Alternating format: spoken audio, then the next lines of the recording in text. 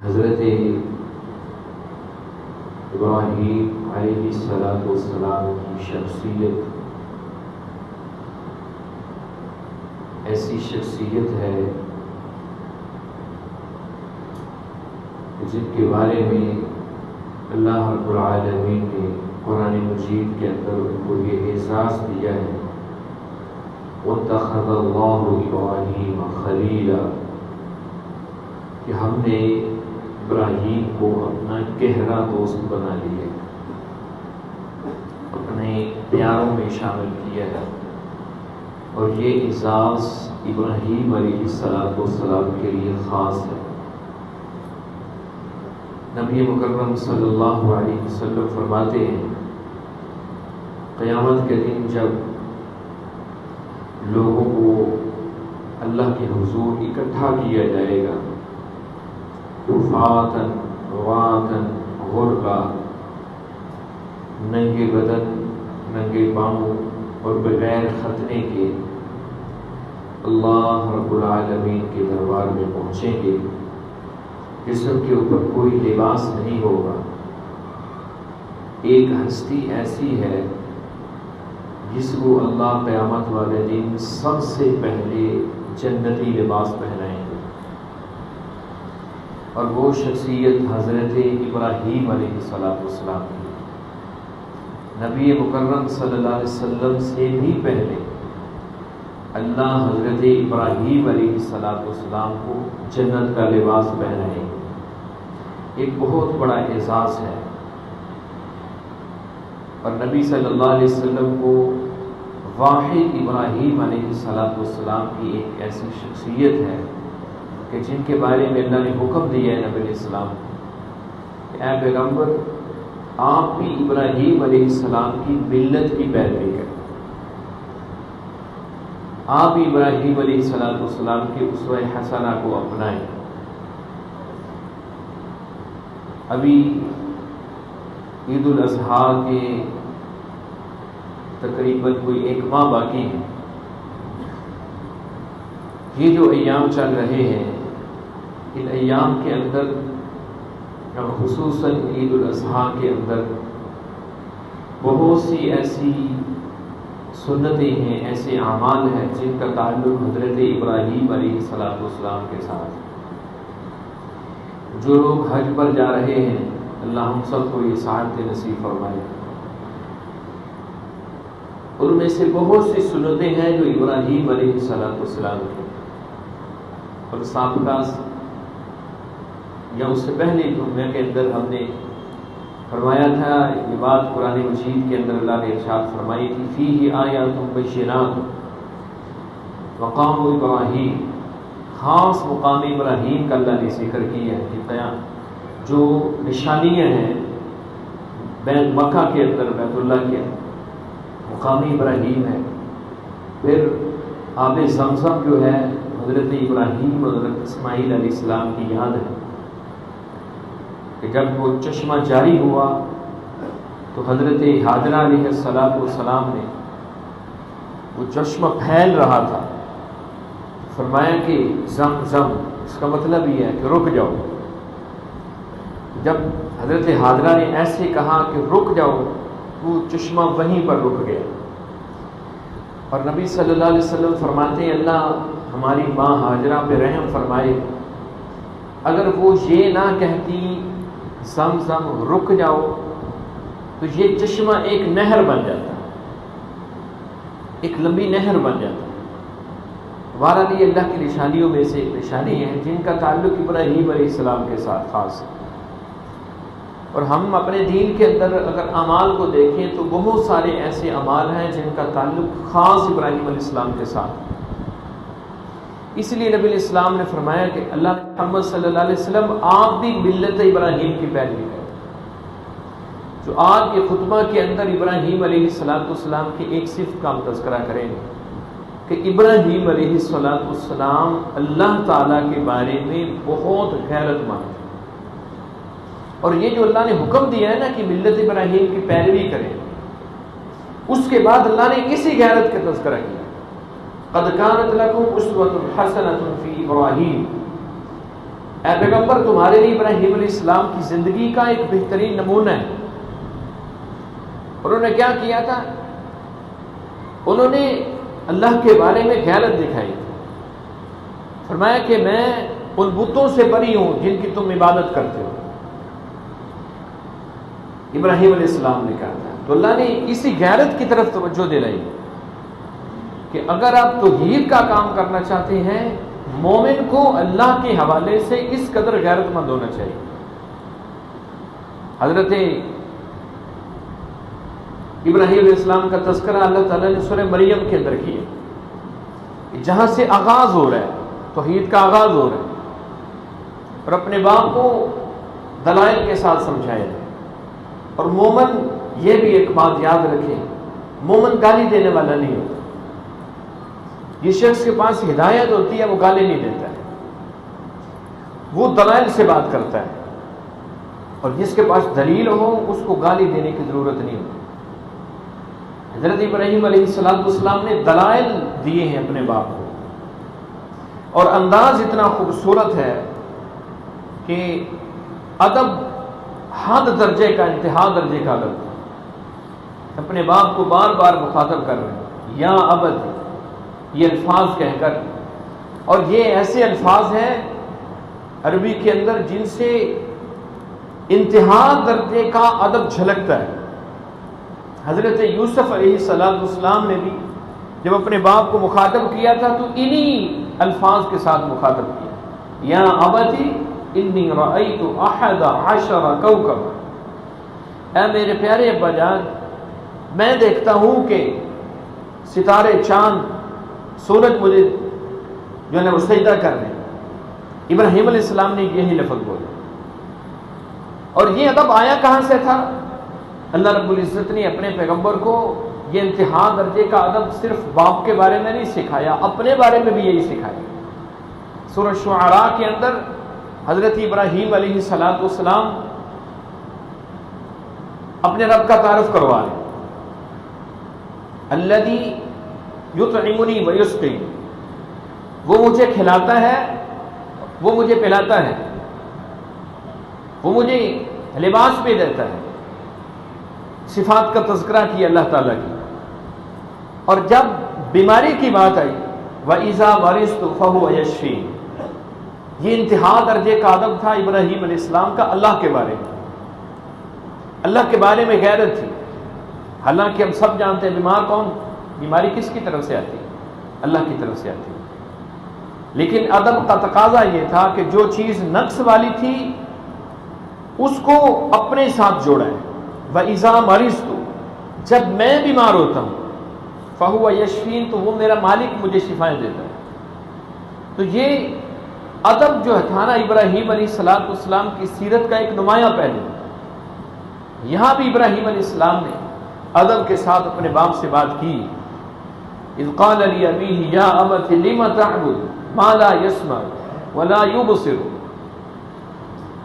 عقلی دلائل دیے ہیں، ابا جان آپ ان کی کیوں عبادت کرتے ہیں؟ ما لا تعبد، لما تعبد ما لا يسمع، جو سنتے نہیں، ولا يبصر، جو دیکھتے نہیں، ولا يغني عنك شيئا، جو آپ کے کسی نفع نقصان نہیں دے سکتے، کسی چیز کے مالک نہیں۔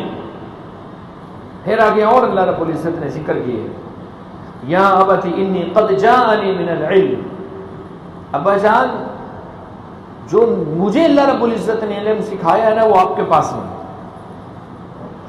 وہ آپ کے پاس نہیں ہے، فاتبعنی، آپ میرے پیچھے لگ جائیں، جو میرے پاس اللہ نے جو مجھے علم دیا ہے اس کے پیچھے لگ جائیں۔ اہدک صراطا سویا، وہ سیدھا راستہ ہے، وہ جنت کی طرف جاتا ہے۔ لا تعبد، پھر آگے پھر فرمائے، یا ابت لا تعبد الشیطان، اے ابا جان اب شیطان کی عبادت نہ کریں۔ گویا جو سیدھے راستے سے بھٹک جاتا ہے وہ شیطان کی عبادت کرتا ہے۔ کائنات کے اندر دو ہی راستے ہیں، ایک رحمان کا راستہ ہے، ایک شیطان کا راستہ ہے۔ جو رحمان کے راستے سے بھٹک جاتا ہے وہ شیطان کے راستے پر چلتا ہے۔ اور یہاں میں ایک اور بات عرض کروں گا، یہ جو دعوت ہے نا، دعوت یہ ہر شخص ہر وقت دے رہا ہے، وہ چاہتے ہوئے دعوت دے یا نہ چاہتے ہوئے دعوت دے۔ دعوت کسے کہتے ہیں؟ آپ کا ہر وہ عمل، آپ کا کردار جس سے لوگ متاثر ہوں، وہ دعوت ہے۔ وہ زبان سے ہو سکتا ہے، وہ عمل سے ہو سکتا ہے۔ ہر شخص دعوت دے رہا ہے، ہر شخص داعی ہے۔ اب فرق یہ ہے کہ جو اللہ کی طرف نہیں دعوت دیتا، وہ لازمی شیطان کی طرف دعوت دیتا۔ آپ کو دیکھ کر اگر کوئی شخص شیطان کا قریب ہو جاتا ہے، تو سگریٹ پہ لگ جاتا ہے، بے نماز بن جاتا ہے، آپ کے کردار سے متاثر ہوتا ہے، تو اس کا مطلب ہے آپ رحمان کی دعوت نہیں دے رہے، آپ شیطان کی دعوت دے رہے۔ اس لیے اللہ سے دعا کرنی چاہیے کہ اللہ ہمیں رحمان کا داعی بنائے، شیطان کا داعی نہ بنائے۔ اور کوشش یہی کرنی چاہیے کہ ہمارے قول سے، ہمارے عمل سے، ہمارے کردار سے کوئی ایسا پہلو نہ نکلے کہ جس کو دیکھ کر لوگ اللہ سے دور ہو جائیں۔ نبی مکرم صلی اللہ علیہ وسلم نے صحابہ کرام کو جب روانہ کرتے تھے تو اسی دعوت کی طرف توجہ دلاتے تھے کہ رحمان کی طرف دعوت، اللہ کی طرف دعوت۔ یہ ابراہیم علیہ السلام اللہ کی طرف دعوت ہے، اور غیرت کی انتہا ہے، اللہ کے حوالے سے غیرت کی انتہا ہے۔ آپ اندازہ لگائیں کہ جب ان کے بتوں کو توڑ دیا ہے، اور جو ان کے پاس اوزار تھا، کلہاڑا تھا یا جو بھی چیز تھی جس سے توڑا ہے، وہ ایک بڑا بت جو تھا اس کو چھوڑ دیا ہے۔ دعوت کا ایک طریقہ کار تھا، اس کے کندھے پہ رکھا۔ وہ قوم جو تھی واپس آئی اپنے میلے سے، دیکھا اپنے بتوں کی حالت کہ ان کی ٹانگیں، ان کے پاؤں اور ان کی گردنیں اتری ہوئی ہیں، تو ایک دوسرے سے پوچھنے لگے یہ کون کر سکتا ہے؟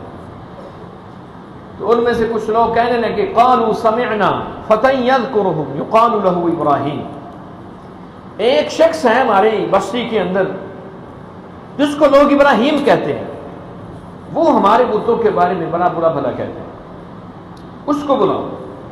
اس نے یہ سارا کچھ کیا گیا۔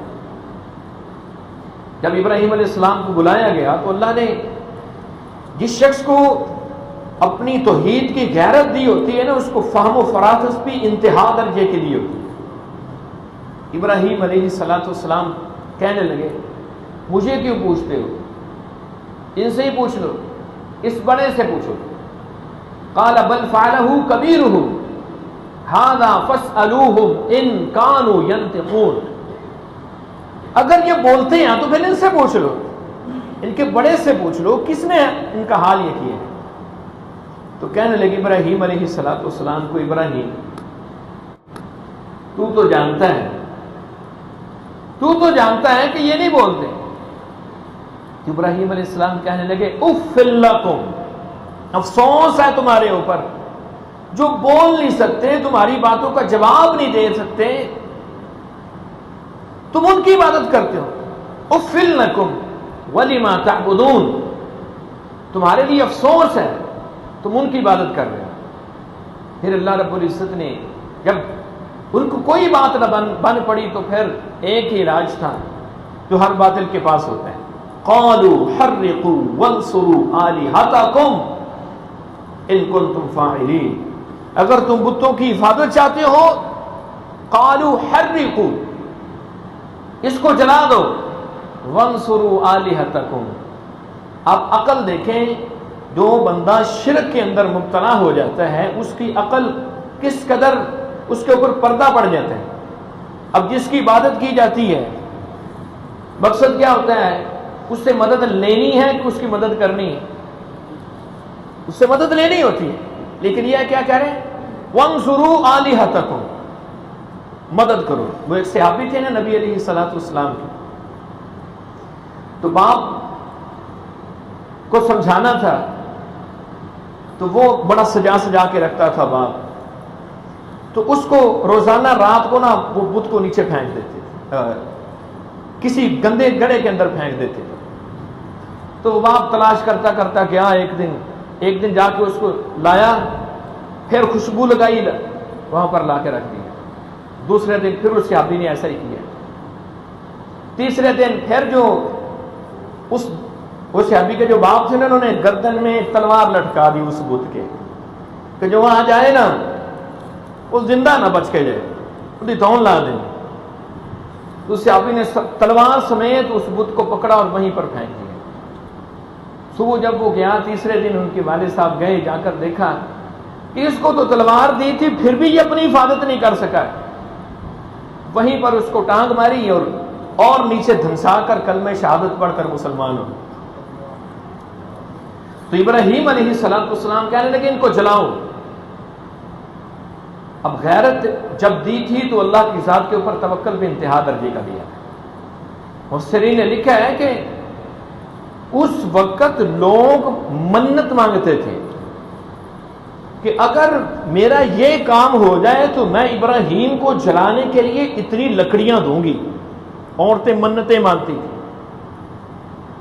منت مانتی تھی عورتیں کہ میں اتنی لکڑیاں دوں گی، اور ایسی آگ جلائی گئی جو اس سے پہلے کبھی نہیں جلائی گئی، کبھی نہیں جلائی گئی۔ 10 دن تک قید میں رکھا اور ایک بہت بڑا ایک عمارت تیار کی گئی، 4 دیواری تیار کی گئی، اس کے اندر انہوں نے آگ جلائی اور وہاں پر پھینکا۔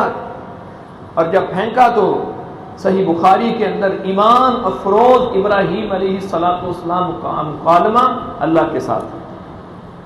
کیا کہہ رہے ہیں؟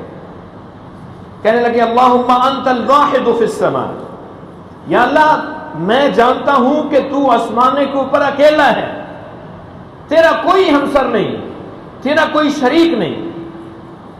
وَأَنَا الْوَاحِدُ فِي الْأَرْضِ، اور میں زمین کے اوپر اکیلا ہوں۔ جیسے تو آسمان کے اوپر اکیلا ہے جس کی عبادت کی جاتی ہے، اور میں زمین کے اوپر اکیلا ہوں جو تیری عبادت کرتا ہوں۔ لَيْسَ فِي الْأَرْضِ أَحَدٌ يَعْبُدُكَ، اے اللہ زمین کے اوپر میرے علاوہ تیری کوئی عبادت کرنے والا نہیں۔ اور آگ کے اندر انہوں نے جب پھینکا تو ایک ہی جملہ زبان کے اوپر تھا، حسبی اللہ ونعم الوکیل، میرا اللہ مجھے کافی ہے، وہ بہترین کارساز ہے۔ اور لکھنے والوں نے لکھا ہے من کان للہ کان اللہ لہ، جو اللہ کا ہو جاتا ہے نا تو پھر اللہ اس کی کمر نہیں لگنے دیتا، اللہ پھر اس کی حفاظت بھی کیسے کرتا ہے۔ آگ کے اندر اللہ رب العزت نے یہ صفت رکھی ہے کہ وہ کیا کرتی ہے؟ جلاتی ہے۔ لیکن جب اس اللہ کے بندے نے دنیا کے اندر سے کسی سے کوئی مدد نہیں مانگی، کسی سے کوئی مدد نہیں مانگی، صرف ایک ہی جملہ زبان پر، حسبی اللہ ونعم الوکیل، اللہ رب العزت نے ڈائریکٹ آپ کو حکم دیا، ڈائریکٹ آپ کو حکم دیا۔ قلنا، اللہ کہتے ہیں ہم نے کہا، یا نار کونی، اے آگ تو ہو جا، بردن وسلاما علی ابراہیم، میرے ابراہیم کے اوپر سلامتی والی ٹھنڈی ہو جائے۔ اور تفسیر ابن ابی حاتم کے اندر لکھا ہے حضرت ابراہیم علیہ السلام کہا کرتے تھے کہ لوگوں میں 40 دن آگ کے اندر رہا ہوں، 40 دن آگ کے اندر رہا ہوں، اور ان 40 دنوں کے اندر اللہ نے جو مجھے سکون، اطمینان، راحت دی تھی وہ زندگی میں نہ کبھی پہلے ملی ہے نہ کبھی بعد میں ملی۔ ایسا سکون اللہ رب العزت نے دیا ہے کہ جس نے اس عقیدے کا اظہار کیا ہے کہ جب اللہ بچانے پہ آئے تو دنیا کی کوئی طاقت نقصان نہیں پہنچا سکتی۔ قرآن مجید کے اندر اللہ رب العزت نے یہی فرمایا، وَإِن يَمْسَسْكَ اللَّهُ بِضُرٍّ فَلَا كَاشِفَ لَهُ إِلَّا هُوَ، جب اللہ رب العزت تمہیں کوئی تکلیف پہنچانا چاہے تو دنیا کی کوئی چیز تمہیں بچا نہیں سکتی۔ جب اللہ بچانے پہ آئے تو پانی کا کام کیا ہے؟ وہ بہا دیتا ہے۔ موسیٰ علیہ السلام اپنی قوم کو لے کر نکلے، رات کی تاریکی میں نکلے، فرعون بھی پیچھے ہے۔ جب کنارے پہ پہنچے آگے پانی پیچھے فرعون کی موجیں، کہنے لگی فرعون حضرت موسیٰ علیہ السلام کی قوم کیا کہنے لگی موسیٰ مروا دیتا ہی، پہلے تو وہ زندہ تو رہنے دیتے تھے نا، تکلیفیں دیتے تھے لیکن رہنے تو دیتے تھے نا، اب تو انہوں نے مار دینے۔ تو حضرت ابراہیم علیہ السلام نے حضرت موسیٰ علیہ السلام نے کیا کہا؟ اللہ ہمیں ضائع نہیں کرے گا، اللہ ہمیں بیار و مددگار نہیں چھوڑے گا، اللہ ضرور کوئی راستہ نکالے گا۔ اور کیسے راستہ نکالا؟ اللہ نے فرمایا پانی کا کام ہے غرق کر دینا، لیکن آج میرا حکم ہے کہ یہ پانی تمہیں راستے دے گا، یہ پانی تمہیں راستے دے گا، اپنی لاٹھی کو اس پانی کے اوپر مارو۔ موسیٰ علیہ السلام نے پانی کے اوپر لاٹھی ماری، اللہ نے 12 راستے بنا دیے، قوم کے 12 قبیلے کے 12 راستے بنا دیے، اور جس پانی سے نکالا تھا اسی پانی کے اندر اس فرعون کو غرق کیا۔ مومن ایسا توحید والا ہوتا ہے۔ حضرت محمد الرسول اللہ صلی اللہ علیہ وسلم شجاعت، بہادری، اللہ کی ذات کے اوپر یقین انتہا درجے کا۔ پیچھے ملت ابراہیم علیہ السلام کی پیروی چل رہی ہے۔ آپ صلی اللہ علیہ وسلم جنگ سے واپس لوٹ رہے ہیں، دوپہر کا وقت تھا، ایک جگہ پر پڑاؤ ڈالا، اپنی جو تلوار تھی درخت کے ساتھ لٹکائی، صحابہ کرام تھکے ہوئے ہیں، کوئی کسی درخت کے نیچے لیٹ گیا، کوئی کسی درخت کے نیچے لیٹ گیا۔ اللہ کے پیغمبر صلی اللہ علیہ وسلم تنہا ایک درخت کے نیچے لیٹے ہیں، تلوار لٹکائی، لیٹے، نیند آ گئی۔ ادھر سے دشمن آ گیا، اس نے آتی تلوار اٹھاری، نبی علیہ السلام کو جگایا اور کیا کہنے لگا؟ من یمنعک منی یا محمد صلی اللہ علیہ وسلم، اے محمد اب تمہیں میرے ہاتھوں سے کون بچائے گا؟ کون بچائے گا؟ پاس تو کوئی بھی نہیں ہے، صحابہ کرام تو دور دور لیٹے ہوئے۔ نبی صلی اللہ علیہ وسلم نے ایک ہی جملہ بولا ہے، اللہ۔ جب یہ بات بولی تو حدیث کے الفاظ ہیں کہ اس کافر کے ہاتھ سے وہ تلوار گر گئی، تو نبی صلی اللہ علیہ وسلم نے پھر وہ تلوار اٹھائی اور آپ نے فرمایا اب تم مجھے بتاؤ کہ میرے ہاتھوں سے تمہیں کون بچائے گا؟ وہ خاموش ہے۔ نبی صلی اللہ علیہ وسلم نے پھر اس کو فرمایا کہ اب میں تمہیں معاف کرتا ہوں، جس رب نے اتنا بڑا اپنی ذات کے اوپر توکل دیا ہے نا، اس رب نے حوصلہ بھی اتنا بڑا دیا ہے۔ یہ اللہ کے ساتھ تعلق مومن کا اس قدر مضبوط ہونا چاہیے۔